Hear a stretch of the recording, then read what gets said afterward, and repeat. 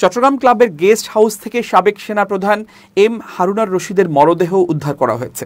সোমবার বেলা 11টায় মরদেহের খবর পেয়ে ঘটনাস্থলে সেনাবাহিনী ও পুলিশ অবস্থান নেয়। চট্টগ্রাম মেট্রোপলিটন পুলিশের সিএমপি দক্ষিণ জোনের উপকমিশনার ডিসি মোহাম্মদ আলমগীর হোসেন বলেন, রাতে তিনি একটি বিয়ের দাওয়াতে অংশগ্রহণ করেছিলেন। এরপর ক্লাবের 308 রুমে রাত্রি যাপন করেন। সকালে তার একটি মিটিং ছিল।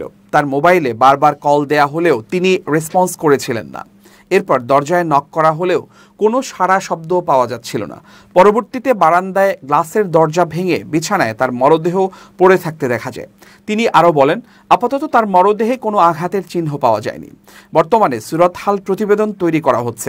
ঘটনাস্থলে সেনাবাহিনী, পুলিশের অপরাধ তদন্ত বিভাগের সিআইডি কর্মকর্তা, ক্রাইম সিন ইউনিট সহ বিভিন্ন সংস্থার লোকজন উপস্থিত রয়েছেন। পরিবারের অনুমতি সাপেক্ষে মরদেহ ময়নাতদন্ত করা হবে। এরপর মৃত্যুর প্রকৃত কারণ জানা যাবে।